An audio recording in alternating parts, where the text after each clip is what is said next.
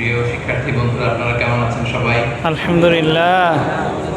আজকের ভ্যানিউ দেখে মনে হচ্ছে কোনো বিয়ের অনুষ্ঠানে আসছে। খুব চমৎকার বিউটিফিকেশন করা ইন্টেরিয়র ডিজাইন। ইউজুয়ালি কি বিয়ে হয়তো বোধহয় এখানে। আগে যখন আমরা এই হলরুমের পাশ দিয়ে যেতাম, দেখতাম মিশরি মেয়েরা সাগারুতা দিচ্ছে, ওই যে উলুধ্বনি দিচ্ছে ওদের বিয়েতে। ওদের ট্র্যাডিশন হিসেবে রয়ে গেছে। আলহামদুলিল্লাহ, চমৎকার পরিবেশ আমরা একত্রিত হয়েছে। আমরা শুরু করি। نحمده ونصلي على رسوله الكريم، أما بعد فأعوذ بالله من الشيطان الرجيم. بسم الله الرحمن الرحيم. ادخلوا مصر إن شاء الله آمنين. صدق الله العظيم. رب اشرح لي صدري ويسر لي أمري واحلل عقدة من لساني يفقهوا قولي. বাংলাদেশ স্টুডেন্ট অর্গানাইজেশন ইজিপ্ট তথা ইত্তেহাদের আয়োজনে আজকের এই কায়রো ওয়াটার ক্লাবে আয়োজিত গেট টুগেদার প্রোগ্রামে আপনারা যারা উপস্থিত হয়েছেন সবাইকে জানাচ্ছি আন্তরিক শুভেচ্ছা এবং মোবারকবাদ। আহলান ওয়া সাহলান ওয়া মারহাবান বিকুম ফি হাযা আল-লিকাই আত-তাইয়িবিল মুবারাকিস সাখিন। আমরা শুরুতে আল্লাহ রাব্বুল ইজ্জত জালালের দরবারে শুকরিয়া আদায় করছি, যিনি আমাদেরকে আমাদের প্রিয় মাতৃভূমি বাংলাদেশ থেকে হাজার হাজার কিলোমিটার দূরে মিশরের রাজধানী কায়রোতে একত্রিত হওয়ার সুযোগ করে দিয়েছেন। আমরা সবাই পড়ছি কালিমাতুশ শুকর, আলহামদুলিল্লাহ। আলহামদুলিল্লাহ। আল্লাহ রাসূল সাল্লাল্লাহু আলাইহি ওয়া আলিহি ওয়াসাল্লামের উপর লাখ কোটি দুরূদ এবং সালাম আমরা প্রেরণ করছি। আমি শুরুতেই আমাদের ইত্তেহাদের দায়িত্বশীল ভাইদেরকে অন্তরের অন্তঃস্থল থেকে ধন্যবাদ জানাতে চাই যে ওনারা খুব শর্ট নোটিসে একটা গেট টুগেদারের আয়োজন ওনারা করেছেন। এবং আপনাদেরকেও আমি আমার হৃদয় নিংড়ানোর শুভেচ্ছা ভালোবাসা জানাই যে খুব অল্প নোটিসে ওনারা বিকেলে আমাকে জানালো গতকাল যে শাইখ আপনার সোশ্যাল মিডিয়া প্ল্যাটফর্ম থেকে একটা স্ট্যাটাস দিয়ে দিলে আমাদের ভাইরা আরও সহজে জেনে যাবে। আমি ধারণা করতেছিলাম যে আসলেই এত ব্যস্ততার মধ্যে আসতে পারবে কিনা। তো আপনাদের উপস্থিতি দেখে সত্যি আমি খুব আবেগে আপ্লুত, আনন্দিত হয়েছি। আল্লাহ তাআলা আপনাদের সবাইকে ভালো রাখুন, সুস্থ রাখুন, নিরাপদে রাখুন, ঈমানের সাথে রাখুন, এই দোয়া করছি। দীর্ঘ প্রায় 14 বছর পর দ্বিতীয়বারের মতো এটা আমার মিশরে আগমন। প্রথম আগমনটা ঘটেছিল 2008 সালে। আপনারা যেমনি পড়াশোনা করতে এসেছেন, ঠিক আমিও অনেক বড় স্বপ্ন নিয়ে 2008 সালে আমরা এসেছিলাম। আমার মনে পড়ে কুয়েত এয়ারলাইন্সের একটা ফ্লাইটে খুব সম্ভবত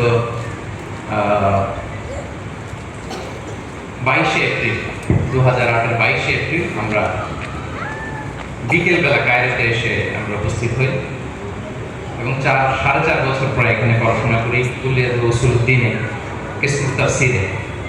আবার 12 সালে গ্রাজুয়েট করে চলে যাই। তো আমি একটু দেখতে চাই যে আপনারা কে কোন কুলিয়াতে আছেন, উসুলুদ্দিনে কারা কারা আছেন আমাদের ভাইদের মধ্যে থেকে দেখি। মাশাআল্লাহ। কি আপনারা সবাই উসুলুদ্দিন? মাশাআল্লাহ মাশাআল্লাহ। শারিয়ার কারা কারা আছেন? শারিয়ার তো আছেন। লোগাল আরবিয়ার আছেন? কুলিয়াতুল দাওয়া কেউ আছেন নাকি? অনেক। দেরাসা ইসলামিয়া কেউ আছেন? ইয়া সালাম। মাশাআল্লাহ তাবারাকাল্লাহ। এরপরে যে অনেক ভাইদের বলে কুলিয়াতুল ইলামে পড়েন উনি।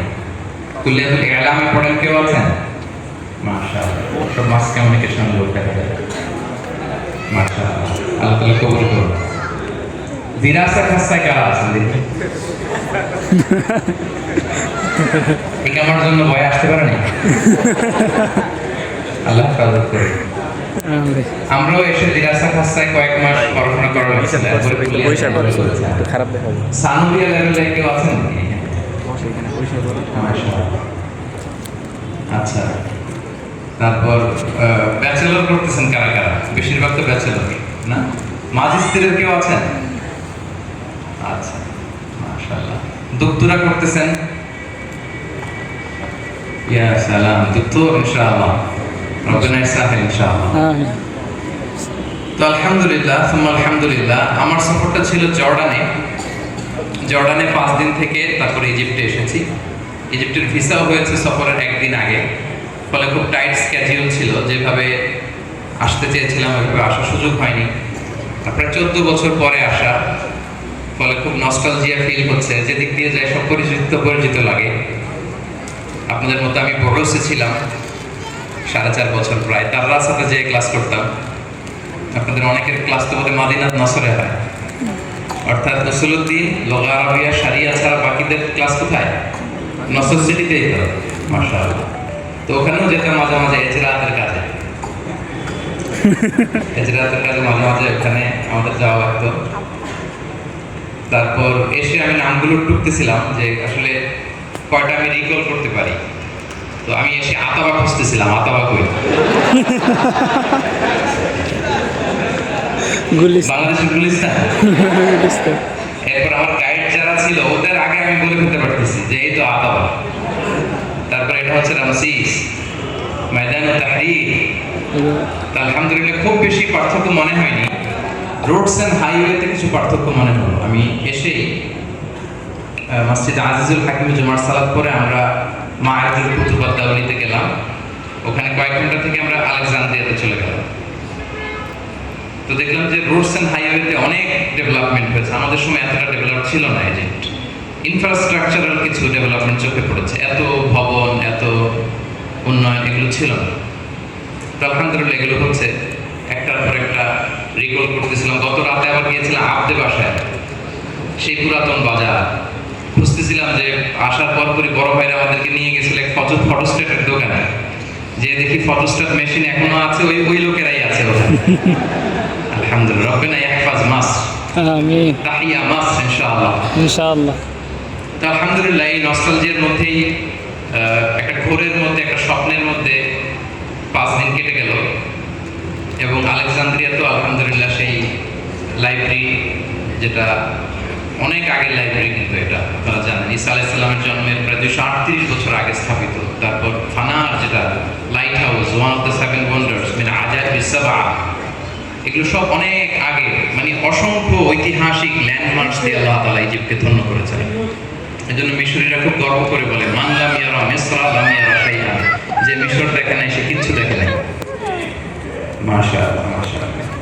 এবং ইবনে খালদুন উনি যখন কায়রো ভিজিটে এসেছিলেন, উনি কায়রোকে বলেছিলেন হাদিরাতুদ দুনিয়া ওয়া বুস্তানুল আলাম, মানে এটা সভ্যতার সূতিকাগার। আপনারা গ্রিক ঐতিহাসিক হেরোডোটাসের নাম শুনে থাকবেন। উনি ইজিপ্টকে বলেছিলেন দ্য গিফট অফ নাইল, মানে নীল নদের অববাহিকা। দেখবেন যে নীল নদের এই মাথা থেকে মিশরের ওই মাথা, যেখানে নীল নদ বয়ে গিয়েছে তার দুই পাশেই কিন্তু জনবসতি গড়ে উঠেছে। আজকে আমরা সবচেয়ে বড় যে গ্র্যান্ড মিউজিয়াম, সেখানেও গেলাম, দেখলাম যে কিভাবে তারা সেই লুকসুর, আসওয়ান থেকে, সুদান থেকে বড় বড় পাথর খণ্ডগুলোকে বেসিকলি ডেল্টা নাইলের যে রিভার, এই অববাহিকা দিয়েই মূলত বেসিকলি বড় বড় পাথরগুলো তারা বয়ে নিয়ে এসেছে। এবং এই বিষয়গুলো দেখার জন্য গোটা বিশ্ব থেকে ইউরোপিয়ানরা, আমেরিকানরা এসে এখানে ভিড় করে। তো আলহামদুলিল্লাহ চমৎকার প্রাচীন সভ্যতার একটা দেশে আল্লাহ তাআলা আপনাদেরকে আসার সুযোগ করে দিয়েছেন, আমাদেরকে আসার সুযোগ করে দিয়েছিলেন। এখানে অধ্যয়ন করার, শিক্ষা অর্জন করার, জ্ঞান অর্জন করার সুযোগ করে দিয়েছিলেন। নবী মুসা আলাইহিস সালাম, নবী ইউসুফ আলাইহিস সালামের স্মৃতিধন্য এই মিশর। আমরা এবারে ইমাম শাফিঈর মাকবারা জিয়ারত করলাম। আমাদের সময় অবশ্য এত সুন্দর ছিল না, দেখলাম খুব সুন্দর ব্যবস্থাপনা করা হয়েছে। ইবনে হাজার আসকালানির মাকবারা জিয়ারত করলাম। বদরুদ্দুর আইনির ওই যে মাদ্রাসা আইনিটা খুঁজতেছিলাম, সেটাও ঠিক আগের জায়গাতেই রয়ে গেছে। আলহামদুলিল্লাহ ইতিহাসের সাক্ষী হয়ে মিশরের অনেক অনেক জায়গাগুলো ঠায় দাঁড়িয়ে আছে ঠিক আগের মতো। এবং এটা আমাদের জন্য ব্লেসিং যে আল্লাহ তাআলা মিশরের মতো এরকম চমৎকার একটি জায়গাতে আসার এবং জ্ঞানের জন্য সুযোগ করে দিয়েছেন। আমি জাস্ট সামান্য একটু রিমাইন্ডার দিয়ে আমার সংক্ষিপ্ত কথা শেষ করবো যে আল্লাহ তাআলা আমাদেরকে জামিয়া আল আজহারের মতো এমন একটি বিশ্ববিদ্যালয়ে পড়াশোনা করার সুযোগ করে দিয়েছেন। এটা অনেক বড় একটা নেয়ামত, কারণ আল আজহার হচ্ছে একটা মুক্ত জ্ঞান চর্চার কেন্দ্র। এটা আপনি অন্য জায়গায় পাবেন না। এবং আল আজহারের কোনো বাড়াবাড়ি, মানে এক্সট্রিমিজম নাই, লা তাআসসুব ফিল আজহার, কোনো তাআসসুবিয়ত পাবেন না। মানে আজহার ওপেন আপ করতে পারে ইজিলি, সবাইকে অ্যাকোমোডেট করতে পারে, এটা আজহারের বড় একটা বৈশিষ্ট্য। এবং আজহারের মানহাজের ব্যাপারে তো আমরা জানি, মানহাজুল ওয়াসাতিয়্যাহ ওয়াল ই'তিদাল, ব্যালেন্সড অ্যাপ্রোচ অফ ইসলাম, যেটার কথা আমি গত আজহার থেকে যাওয়ার পর থেকে 14 বছর ধরে দেশে বিদেশে যেখানে গিয়েছি এই ওয়াসাতিয়ার কথা আমি বলেছি। ওয়াকাযালিকা জাআলনাকুম উম্মাতান ওয়াসাতা লিতাকুনু শুহাদাআ আলান নাস ওয়া ইয়াকুনা রাসূলু আলাইকুম শাহীদা। আমরা হচ্ছে উম্মাতান ওয়াসাতা, আমরা লাসনা মুতাশাদ্দিদিন ওয়ালা মুতাসাহিলিন বাল মুতাওয়াসসিতিন। আমরা বাড়াবাড়িও করি না, ছাড়াছাড়িও করি না। আজহার তো এটাই আমাদের শেখায়, ঠিক কি না? ঠিক। বাড়াবাড়িও করবো না, ছাড়াছাড়িও করবো না, আমরা মাঝামাঝি থাকবো। উম্মাতান আদলান ওয়া খিয়ারা, এটা হচ্ছে বেস্ট নেশন। তো গোটা বিশ্বব্যাপী এই মধ্যম পন্থার ইসলাম প্রচারের ক্ষেত্রে আল আজহারের ভূমিকা একেবারে অনস্বীকার্য। এবং আপনি খেয়াল করে দেখবেন যে এটার কোনো বিকল্প নাই, কোনো অল্টারনেটিভ তৈরি হয় নাই। গোটা বিশ্ব বাধ্য হয়ে এই মধ্যম পন্থার দিকে মুখ থুবড়ে পড়তেছে। This is the only way. এবং এই পতাকাটাকেই, এই ফ্ল্যাগটাকেই আমরা বেয়ার করি আলহামদুলিল্লাহ, মানহাজুল ওয়াসাতিয়াতি ওয়াল ইহতিদাল। এই একটা ফ্রেজ যদি আপনি ধারণ করে বাংলাদেশে ফিরতে পারেন, দ্যাটস গুড ইনাফ। শুধু এটার উপর যদি আপনার লাইফটাকে ডেডিকেট করেন, এটা গুড ইনাফ, যে এখানে বাড়াবাড়ি নাই, ছাড়াছাড়ি নাই, বরং মধ্যম পন্থা আল আজহার আমাদেরকে শেখায়। এবং আজহার আমাদেরকে বৈচিত্র্যের মাঝে ঐক্য খুঁজতে বলে। আল ওয়াহদাতু বাইনা তানাওয়ু, এক একজনের এক এক চিন্তা, এক এক আইডিওলজি, এক এক ব্যাকগ্রাউন্ডস থেকে আমরা এসেছি, কিন্তু আমাদের মধ্যে ঐক্য থাকতে হবে। আপনি দেখবেন যে বিভিন্ন ফিকহি ভিন্নতা বা আকীদাগত ভিন্নতা সহ আজহার কিন্তু সব মাযহাবের ছাত্র শিক্ষকদেরকে ধারণ করে। অবাক করা, শিয়াদেরও সেন্টার আছে এদিকে, আমাদের সময় ছিল, এখন আছে না?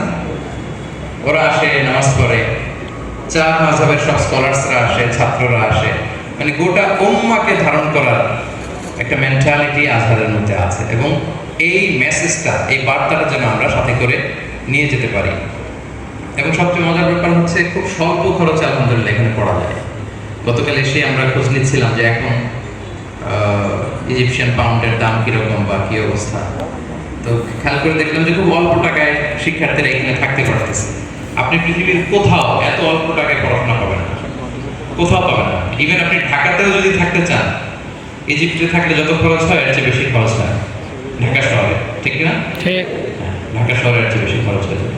সো এগুলো হচ্ছে আমাদের জন্য বিশেষ অপরচুনিটি। আল আজহারের কুল্লিয়াতে পড়াশোনা করা ছাড়াও বিভিন্ন মার্কাজে যে পড়াশোনা করার সুযোগ থাকে, বিভিন্ন মাশায়েখদের দুরুসগুলোতে বসার সুযোগ থাকে। আমি তো বলি যে আজহারে এসে 4 বছর ঘুরে ঘুরে সাইনবোর্ডগুলো পড়লে অনেক আর বেশি শিখে যেতে পারবে। বিভিন্ন লাওহার মধ্যে যা যা লেখা থাকে, এগুলো যদি কেউ হল করে যেতে পারে, সেও আরবির অনেক কিছু শিখে যেতে পারে। আলহামদুলিল্লাহ এই অপরচুনিটিগুলো আল্লাহ তাআলা আপনাদেরকে দান করেছেন। এবং খুব অল্প টাকায় বই কিনা যায় এখানে। আমাদের সময় আমরা খুব বই কিনতাম, এই যে মারের বইলে তো আমি প্রতিদিন যেতাম, মুড়ির মতো বই কিনতাম একেবারে। এত সস্তা আপনি পৃথিবীর কোথাও পাবেন না, এত কম টাকায় বই কিনতাম। সো এই অপরচুনিটিগুলো আমাদেরকে কাজে লাগাতে হবে। বিশেষ করে সম্মানিত শিক্ষার্থী বন্ধুরা, বুঝে আমরা যারা থাকি, এটা তো দুনিয়ার জান্নাত আমার কাছে মনে হয়। আল্লাহু আকবার। সকালবেলা আমি রেডি হওয়ার আগে আমার নাস্তা রেডি হয়ে আছে। পৃথিবীর এরকম কোথাও পাবেন? দুপুরে আপনি রেডি হন নাই, কিন্তু আপনার দুপুরের খাবার রেডি। মাস শেষে আপনার মিনহা রেডি। মিনহা কত করে দেয় এখন? হ্যাঁ, 2500, 1500।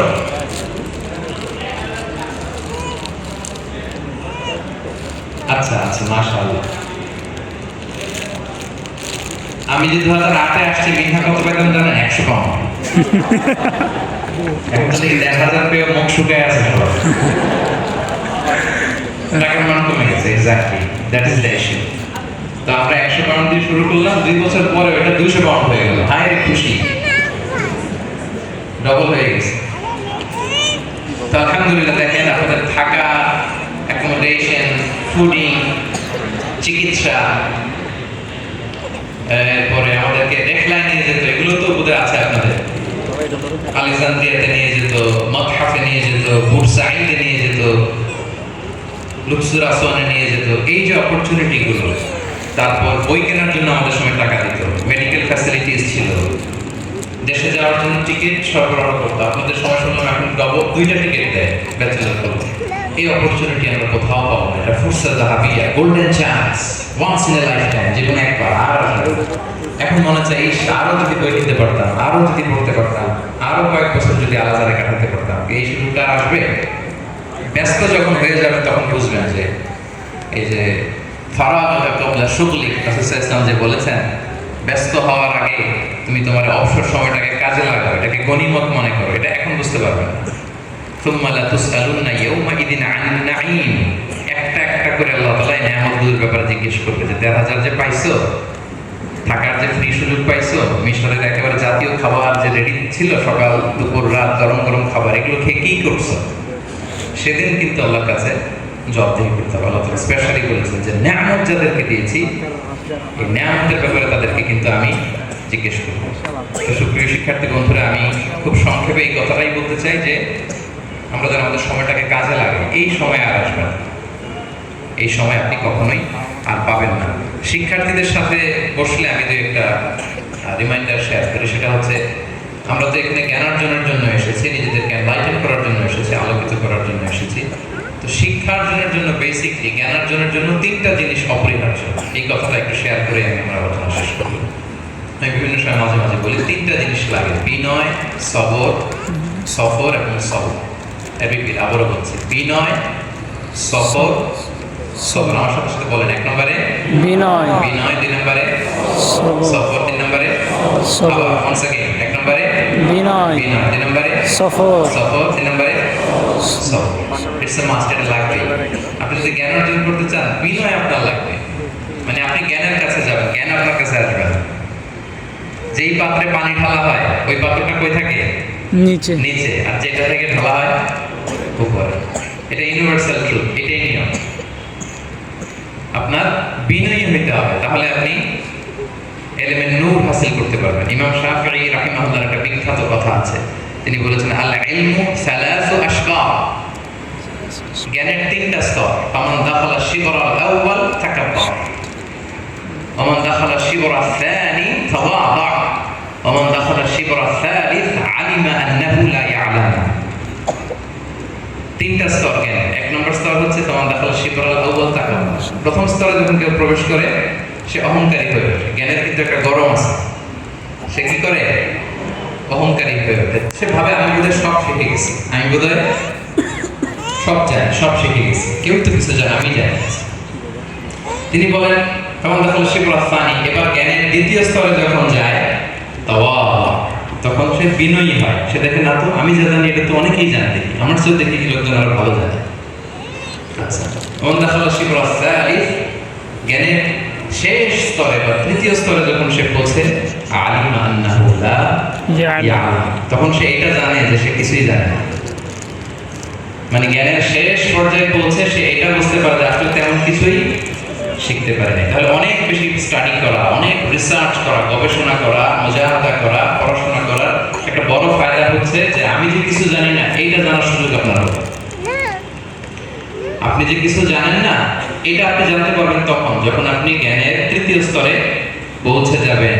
আবু নোয়াস নামে একজন কবি ছিল, আব্বাসি খেলাফত আমলে, ইরাকে ওনার বাড়ি। তিনি লিখেছেন ফাকুল লিমা ইয়াদদাই ফিল ইলমি ফালসাফাতান হাফিজতা শাইআন ওয়া গাবাত আনকা আশিয়াউ। তিনি বলেছেন কেউ যদি তোমাকে বলে যে আমি জ্ঞানের রাজ্যের সব হাসিল করেছি, তখন তুমি দ্ব্যর্থহীন কণ্ঠে তাকে জানিয়ে দাও যে তুমি কিছু জিনিস মুখস্থ করছো, অনেক কিছু তোমার অজানা। এই মহাবিশ্বের রহস্যে ঘেরা পৃথিবীর অনেক কিছুই আসলে আমাদের কি অজানা, অধরা। এখন আমরা জানতে পারি না, কাজ করতে পারি না। এজন্য আল্লাহ তাআলা বলেছেন ওয়ামা উতীতুম মিনাল ইলমি ইল্লা কালিলা, ইল্লা কালিলা, আমি একেবারে যৎ সামান্য, কিঞ্চিত, খুব অল্প জ্ঞান আমি তোমাদেরকে দিয়েছি। কত অল্প? আপনারা জানেন যে মুসা আলাইহিস সালাম, খিদির আলাইহিস সালাম দুজন যখন যাচ্ছিলেন সফরে, ওই নৌকার মাঝে একটা চড়ুই পাখি এসে বসেছে, সাগরের পানি খাচ্ছে। পানি খাওয়ার কারণে চড়ুই পাখির চঞ্চুতে মানে ঠোঁটে সাগরের ছিটেফোঁটা পানি লেগেছে। তো মুসা আলাইহিস সালামকে খিদির আলাইহিস সালাম বললেন যে মুসা দেখতে পাচ্ছ যে পানি খাওয়ার কারণে চড়ুই পাখির ঠোঁটে সাগরের পানি লেগেছে? মুসা আলাইহিস সালাম বললেন হ্যাঁ দেখতে পাচ্ছি।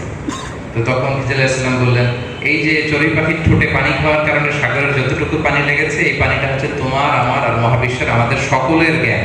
আর মহাসাগরের পরে থাকা এই বিশাল সাগরের জলরাশি, এটা হচ্ছে আল্লাহর জ্ঞান। আমার আপনার কেমন পৃথিবীর শুরু থেকে আরম্ভ করে কেমন পর্যন্ত যারাই আমরা আসবো, যারা নিজেদের অনেক বড় জ্ঞানী মনে করি, আমাদের সবার জ্ঞান মিলে ওই যে চড়ুই পাখি পানি খেতে যে ঠোঁটে যতটুকু লেগেছে এতটুকু। আর মহাসাগরের অথই জলরাশি কার জ্ঞান? আল্লাহর জ্ঞান। ওমা উতীতুম মিনাল ইলমি ইল্লা কালিলা, একেবারে অল্প জ্ঞান দিয়ে আল্লাহ তাআলা পৃথিবীতে আমাকে পাঠিয়েছেন। তো তো জ্ঞানের পরেও জ্ঞান আছে, জাননেওয়ালার উপরও জাননেওয়ালা আছে। ওয়া ফাওকা কুল্লি যী ইলমিন আলিম। আলিম। সবচাইতে বড় জাননেওয়ালা কে? আল্লাহ তাআলা। তো জ্ঞান যেন আমাদেরকে অহংকারী না বানায়। আমরা মুসা আলাইহিস সালামের ঘটনা থেকে জানি, কথা বলছিলেন বনি ইসরায়েলের একজন জিজ্ঞেস করলো মান আ'লামু ফিল আরদ, এই জমিনের সবচেয়ে জ্ঞানী কে? উনি ব্যাখ্যার বশত হুট করে বলে ফেললেন আমি। তো আল্লাহ তাআলা এটা পছন্দ করেন। আল্লাহ তাআলা চেয়েছেন যে উনি আমি না বলে জ্ঞানটা যদি আল্লাহর দিকে ফিরিয়ে দিত, যদি বলতো আল্লাহু তাআলা আ'লাম, তাহলে বেশি ভালো হতো। কিন্তু ব্যাখ্যার বশত বলে ফেলেছেন, এবং এটাও এক ধরনের ঠিক। কারণ হচ্ছে যাদের কাছে গভীর জ্ঞান আসে, এর চেয়ে বড় জ্ঞান তো পৃথিবীতে নাই। উনি ওই সেন্সে বলেছেন যেহেতু আমার কাছে তাওরাত এসেছে তো আমি জ্ঞানী। কিন্তু আল্লাহ বললেন না, মুসা তুমি যে বলেছো তুমি সবচেয়ে বড় জ্ঞানী, তুমি তো সবচেয়ে বড় জ্ঞানী নও, তোমার চেয়ে বড় জ্ঞানী আছে। উনি তো কি বলেন, আমার চেয়ে বড় জ্ঞানী কে? বললেন যাও ইযহাব ইলা মাজমা'আল বাহরাইন, দুই সাগরের মিলনস্থলে যাও। মাসজিদের দাবি করে এটা দুনিয়াতে একটা জায়গা আছে না, মাজমা'আল বাহরাইন, আমরা গিয়েছিলাম, আমরা হয়তো অনেকে গিয়েছেন। ওইখানে যাও, লম্বা ঘটনা আপনারা জানেন। মুসা আলাইহিস সালাম ওখানে গেলেন, এবং এই যে তিনটা জিনিসের কথা বলেছে যে জ্ঞান অর্জনের জন্য অপরিহার্য বিনয়, সফর, সবর, এই তিনটাই কিন্তু মুসা আলাইহিস সালাম এবং খদির আলাইহিস সালাম এই দুজনের মাঝে ঘটেছে। মুসা আলাইহিস সালাম সফর করে গিয়েছেন, ধৈর্য ধারণ করেছেন, ওনার থেকে শিখেছেন। তো এই জন্য বিনয় এটা অবশ্যম্ভাবী, এটা লাগবে আমাদের। আল্লাহ তাআলা আমাদেরকে বিনয়ীদের অন্তর্ভুক্ত করুন। এবং সম্মানিত ভাইরা, জ্ঞানের দুইটা ধারা, একটা হচ্ছে ইন্টারনাল নলেজ আর একটা হচ্ছে এক্সটার্নাল নলেজ। মানে কি বলে, একটা হচ্ছে বাহ্যিক জ্ঞান আর একটা হচ্ছে অন্তর্নিহিত জ্ঞান। এই যে আল আজহারে ব্যাচেলর করতেছেন, আমাদের বাহ্যিক জ্ঞান অর্জন হচ্ছে। মদিনাতে পড়াশোনা করে অনেকে, উম্মুল কুরায় পড়ে বাহ্যিক জ্ঞান হচ্ছে। বুখারী মুখস্থ করি আমরা, কোরআন মুখস্থ করছি, এতে আমাদের কোন জ্ঞান অর্জন হচ্ছে? বাহ্যিক জ্ঞান, হ্যাঁ, এক্সটার্নাল নলেজ। কিন্তু এটা ইন্টারনাল নলেজকে অ্যানশিওর করে না। ইন্টারনাল নলেজ সবাই অর্জন করতে পারে না। বাহ্যিক জ্ঞান যেটা আমি হাসিল করলাম, এটার উপর আমল করার পর, এটার উপর সাধনা করার পর, বছরের পর বছর সাধনা করার পর আল্লাহ তাআলা তাকে ইলমের নূর দেয়। এটা সবার নসিবে থাকে না। এই জন্য যে জ্ঞানটা আমরা অর্জন করি, এটার উপর যেন আমরা আমল করি, এটার উপর যেন সাধনা করি, তারপরে আল্লাহ তাআলার পক্ষ থেকে যে জ্ঞানটা আসে সেটাকে বলে ইলমে লাদুন্নি, আল্লাহর পক্ষ থেকে আসে জ্ঞান। আমরা যেন সেই জ্ঞানের ধারক এবং বাহক হতে পারি। আমরা সবাই বলি আমিন। তাহলে তিনটা বিষয় আমি বলতে চাচ্ছিলাম। এক নম্বর হচ্ছে বিনয়, আমরা যেন বিনয়ী হই। আমরা যা শিখেছি আমরা যেন মনে না করে যে আমিই সব জানি। আমার ভাইয়ের একটা ডিফারেন্ট অ্যাপ্রোচ থাকতে পারে, ভিন্ন ধরনের জানার কোনো বিষয় থাকতে পারে, সেটা হয়তো আমি জানি না। যেমন খিজির আলাইহিস সালাম অনেক কিছু জানতেন যেটা মুসা আলাইহিস সালাম জানতেন না। সো আমরা যেন বিনয়ী হই। দুই নম্বরে সফর, দুই নম্বরে কি? মান সালাকা তারিকান ইয়ালতামিসু ফীহি ইলমান সাখালাল্লাহু লাহু বিহি তারিকান ইলাল জান্নাহ। এই যে আপনি এত পথ পাড়ি দিয়েছেন, আপনি যত স্টেপ যাচ্ছেন জান্নাতের দিকে এক এক করে স্টেপ আগাচ্ছেন। আল্লাহু আকবার। তাহলে প্রিয় মাতৃভূমি বাংলাদেশ ছেড়ে আপনি এখানে চলে আসছেন, সফরের কাজটাও হয়ে গেল। এখানে রেগুলার ক্লাসে যাইতে হবে, উস্তাদদের কাছে যাইতে হবে, ওনাদের কাছে যেয়ে বসতে হবে, মাশায়েখদের কাছে যেতে হবে। এর মধ্য দিয়ে এই সফরের থ্রুতে আপনি জ্ঞান অর্জন করবেন। তাহলে এক নম্বরে আমাদেরকে বিনয়ী হইতে হবে, দুই নম্বরে আমাদেরকে জ্ঞান অর্জনের জন্য সফর এটা কন্টিনিউ করতে হবে, তিন নম্বরে কি বললাম? সবর, ধৈর্য ধারণ করতে হবে, অর্থাৎ হার্ড ওয়ার্কিং। এটার কোনো বিকল্প নাই। এখানে অনেক সময় মন খারাপ লাগে যে আব্বা নাই, আম্মা নাই, পরিবারের কাছের মানুষজন কেউ নাই, এই যে কষ্ট করতেছেন, এটাই হচ্ছে সবর। এই সবর ছাড়া, হার্ড ওয়ার্কিং ছাড়া পৃথিবীতে কেউ সফল হতে পারে না। যত সফলতার গল্প আপনি শুনবেন, তার পেছনে যে দেখবেন যে এর পেছনে হিউজ মুজাহাদা আছে, হার্ড ওয়ার্কিং আছে। তাহলে আমরা বিনয়ী হব। এক নম্বরে কি হব? বিনয়ী। দুই নম্বরে কি করব? সফর, কন্টিনিউয়াস সফর করতে হবে। ইমাম শাফিঈ রাহিমাহুল্লাহ কবরে ওখানে লেখা আছে যে সফর করলে 5টা জিনিস হাসিল হয়। তো লম্বা চড়া কথা, কেউ পড়ছেন এই কবিতাটা? জি। কবিতার ব্যাপারে আগ্রহ নেই? ইয়া আপনা আল আজহার, ইয়া সুফারা আল আজহার। আজহারি শায়েখরা তো এমন নুসুস বলে খুতবা দেয়, কবিতা বলে, পুরা গম গম করে জুমার মসজিদের খুতবা, ঠিক কি না? আপনারা একটু শুনতে চান না বিভিন্ন বড় বড় শায়েখদের খুতবাগুলো? দেখবেন যে অর্ধেক খুতবা কবিতা দিয়ে জ্বালাই দিচ্ছে। কি দিয়ে? কবিতা। ইমাম শাফিঈ রাহিমাহুল্লাহ উনি খুব চমৎকারভাবে বলেছেন যে সফরের কি কি ধরনের ফায়দা। তো এই জন্য আমাদেরকে সফর করতে হবে এবং ধৈর্য ধারণ করতে হবে। ধৈর্য ধারণ করতে হবে, চেষ্টা করে যেতে হবে। আল্লাহ তাআলা যে আপনাকে কোথায় নেবে আপনি জানেনই না। খুত্তাতুল্লাহি আ'যামু মিন খুত্তাতিনা।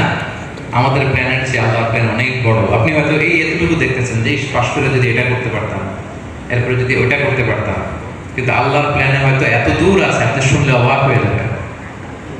আল্লাহর ধনভাণ্ডারের কোনো ঘাটতি নাই, কোনো কমতি নেই। আমরা যার যেটা লাগবে সবও যদি দিয়ে দেয়, আল্লাহ বলেন লাউ আন্না আউওয়ালাকুম ওয়া আখিরাকুম ওয়া ইনসাকুম ওয়া জিন্নাকুম কামু আলা সাঈদিন ওয়াহিদ, তোমরা সবাই পৃথিবীর শুরু থেকে শেষ পর্যন্ত সবাই মিলে যদি দাঁড়িয়ে চাইতে থাকো যার যা লাগবে, সবার চাওয়া যদি পূরণ করি, সবও যদি আমি আল্লাহ দিয়ে দেই, আমি আল্লাহ ধনভাণ্ডারের এক ইঞ্চিও কমবে না।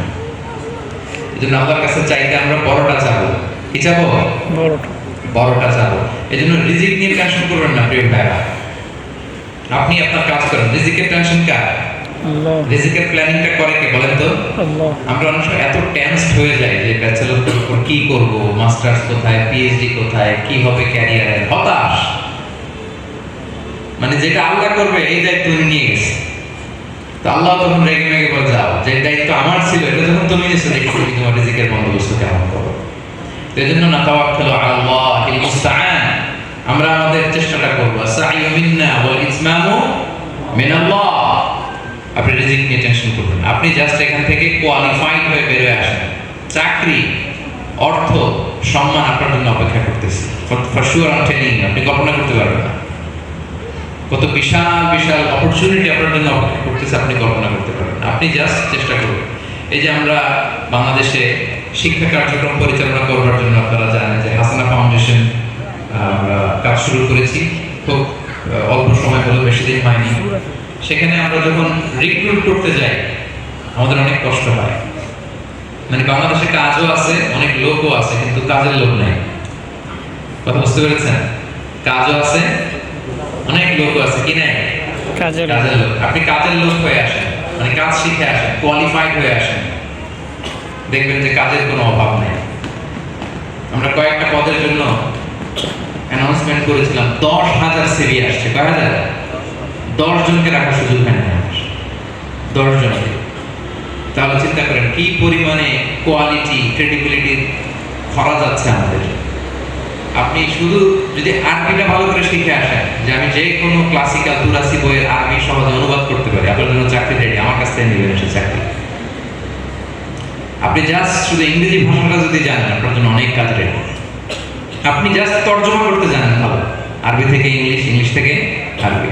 আপনি শুধু ফিকহের উপর এক্সপার্টিস হয়ে আসছেন, উসুলুল ফিক, কওয়াইদুল ফিক জানেন, এই ব্যাপারে যা কোশ্চেন করা হয় আপনি একেবারে উত্তর দিতে পারেন, আপনার জন্য রেডি। তার মানে পজিশন আপনার জন্য রেডি হয়ে আছে, শুধু আপনাকে কোয়ালিফাইড হয়ে আসতে হবে। এই জন্য এখান থেকে আমাদেরকে শিখে যেতে হবে, কোয়ালিফাইড রিসোর্স হয়ে যেন আমরা বাংলাদেশে ফিরি। আমরা আমাদের সর্বোচ্চটা দিয়ে যেন চেষ্টা করি, রিসার্চের যে বই আছে এগুলো যেন শিখি। এখন থেকে যদি কিছু আপনি একাডেমিক জার্নালে পাবলিকেশন করেন, পৃথিবীর অনেক ইউনিভার্সিটি আছে, আপনারা ইন্টারভিউ নেবেন না, শুধু সাইটেশন গুনবে, বলবে এতগুলো সাইটেশন থাকলে অ্যাসোসিয়েট প্রফেসরে জয়েন করো। কিছু স্কোপাস জার্নাল, আইএসআই জার্নাল, যেগুলো সায়েন্টিফিক ইন্ডেক্স জার্নালে যদি একটা পাবলিকেশন থাকে এবং সাইটেশন থাকে, বলবে যে 5 লাখ টাকা বেতনে আগামী মাস থেকে জয়েন করো, নো ইন্টারভিউ সেশন। সো যোগ্য হওয়ার কোনো বিকল্প নাই। তাই আমি বিনয়ের সাথে অনুরোধ করতে চাই আমরা যেন আমাদের সময়গুলোকে কাজে লাগাই। আলহামদুলিল্লাহ আপনাদেরকে দেখে খুবই ভালো লাগছে যে অনেক বড় একটা কমিউনিটি। আমাদের সময় আমরা কত ছিলাম? আমরা 300 ছিলাম না টোটাল। পুরো কমিউনিটি কত ছিল? 300 বা লেস দেন 300। এখন আমি এসে শুনলাম 4000 ক্রস করছে শিক্ষার্থী। কত? 5000 প্লাস। আল্লাহু আকবার। তার মানে গত 10 বছরে বুম হয়েছে। সবাই এখন আজহারে যেতে চায়, আমাদের সবাই আজহারে আসতে চায়। নিয়ামা আল্লাহ ফুরসা। আমার প্রিয় সুপ্রিয় শিক্ষার্থী বন্ধুরা, এটাকে যদি আমরা কাজে লাগাই, আজহার থেকে পড়ে যাবেন, দেখবেন যে চাকরির বাজার ভালো, বিয়ের বাজার ভালো, একেবারে সবকিছু রেডি। এখন আজহারি জামাই খুঁজতেছে মানুষ বাইনোকুলার দিয়ে। বিশ্বাস করেন না আপনি? খোঁজ নিয়ে দেখেন, ক্যান্ডিডেট যারা আছে বলতে পারবে ভালো। তো আমাদেরকে যোগ্য হয়ে ফিরতে হবে। আলহামদুলিল্লাহ, it's a growing community, huge community. আমরা যেন আমাদের এই যে ইত্তেহাদ, আলহামদুলিল্লাহ নামটাই তো দেওয়া হয়েছে যে আমাদের কয়েকটা প্ল্যাটফর্ম মিলে আমরা সর্বদলীয় ছাত্র ঐক্য, হ্যাঁ, আল ওয়াহদাতু বাইনাত তানাওয়ু, this is the beauty of Islam. আমাদের চিন্তার বৈচিত্র্যতা থাকবে, বৈচিত্র্য থাকবে, কিন্তু এরপরে আমরা দিন শেষে ওয়ান ফ্যামিলি, সিঙ্গেল ফ্যামিলি। দেশের বাইরে আমরা মিলেমিশে সবাই একাকার, আমরা প্রবাসী বাংলাদেশি আল-আজহারের শিক্ষার্থী, এটা হচ্ছে আমাদের বড় পরিচয়। সো আমরা যেন সুসম্পর্ক বজায় রাখি। এখান থেকে দেখবেন যে আপনি অনেকে বিশাল বড় দায়ী হবে, অনেক বড় স্কলার হবে, অনেক বড় এন্টারপ্রেনার হবে। এখান থেকে কেউ দেখা যাবে যে কুষ্টিয়া বিশ্ববিদ্যালয়ের, ইসলামী বিশ্ববিদ্যালয়ের ভিসি হয়ে যাবে। অনেক অপরচুনিটি আমাদের জন্য অপেক্ষা করছে। আমরা যেন এখানে হাতে হাত রেখে কাঁধে কাঁধ মিলিয়ে একসাথে কাজ করি, সুসম্পর্ক বজায় রাখি সবার সাথে সবাই। যেহেতু বাংলাদেশে আমাদেরকে দীর্ঘ একটা পথ পাড়ি দিতে হবে, এবং আপনারা জানেন বাংলাদেশের দাওয়া কাজ খুব চ্যালেঞ্জিং।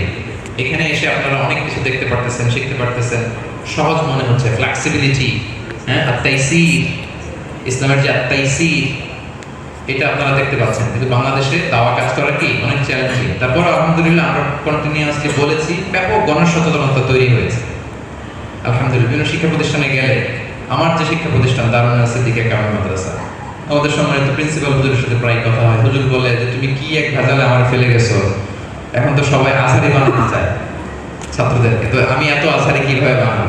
মানে বলে যে অ্যাকোমোডেশন নাই, যেমন আশা নিয়ে আসা আমরা তো দিতে পারতেছি না। তো এই যে এলিট ফ্যামিলি, হুজুর আমাকে শোনালেন সচিবের ছেলে এসে পড়তে চায় দারুন নাথে, মিলিটারি সেনাবাহিনীর বড় হাই অফিসিয়ালস এসে পড়াতে চায়।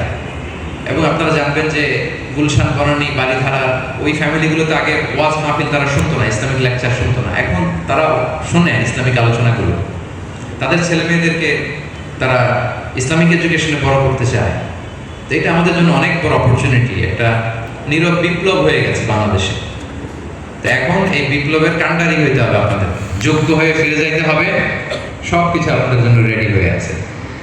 তো আপনাদের সামনে এটাই আমার রিমাইন্ডার যে আমরা যেন ঐক্যবদ্ধ থাকি, মিলেমিশে থাকি, আমাদের সিনিয়র যারা আছে ওনাদের কথাগুলো যেন আমরা শুনি, আমাদের যেন মেন্টর থাকে, মেন্টরের আন্ডারে যেন থাকি, গার্ডিয়ানের আন্ডারে।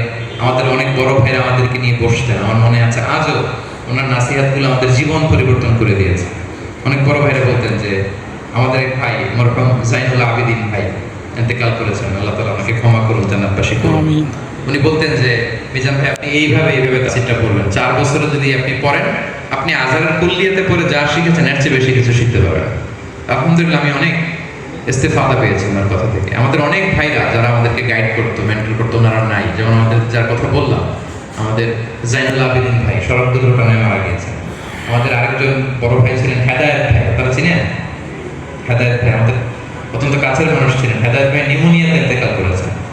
তাবলীগের সাথে জড়িত ছিলেন আমাদের এক ভাই, বড় ভাই রফিক ভাই, ডক্টর রফিকুল ইসলাম, করোনা ভাইরাসে ইন্তেকাল করেছেন। এভাবে আমাদের অনেক বড় ভাইরা চলে গিয়েছে। তো আমাদের মধ্যে থেকে যারা এখানে পুরো আমরা করছি, আমরা অনেক কিছু শেখার জানার সুযোগ হয়েছে। নতুন যারা আসবে তাদের মধ্যে থেকে পটেনশিয়াল যাদেরকে মনে হবে, আমরা যেন তাদেরকে নিয়ে আলাদা প্রাইভেট সেশন করি, তাদেরকে যেন আমরা ইন্সপায়ার করি, মোটিভেট করি।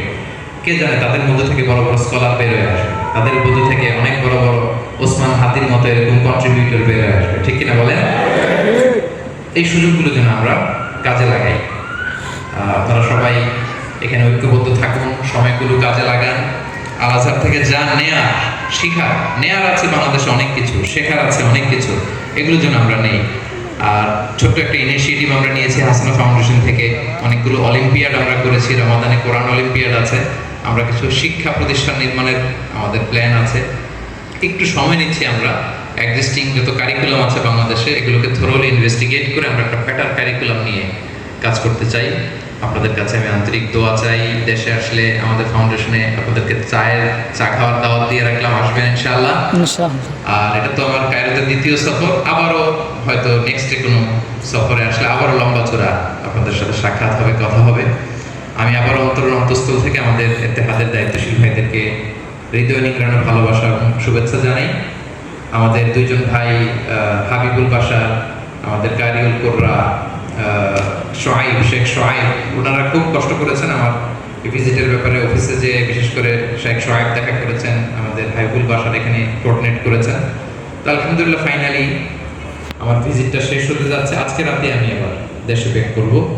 তো আপনাদের সাথে মিলিত হতে পেরে, এই প্রোগ্রামে উপস্থিত হতে পেরে আমি অত্যন্ত সম্মানিত বোধ করছি, খুবই সম্মানিত বোধ করছি। It's an opportunity, an honour. আমি আবারও আপনাদেরকে শুভেচ্ছা জানাই, আপনাদের জন্য প্রাণ ঢালা দোয়া এবং ভালোবাসা, এবং আমাদেরকেও আপনাদের দোয়াতে রাখবেন। এই আবেদন কথাটুকু রেখে আমার সংক্ষিপ্ত আলোচনা এখানেই শেষ করছি। আল্লাহ তাআলা আমাদের সবাইকে ভালো রাখুন, সুস্থ রাখুন, নিরাপদে রাখুন। হাদা মা ইনদি।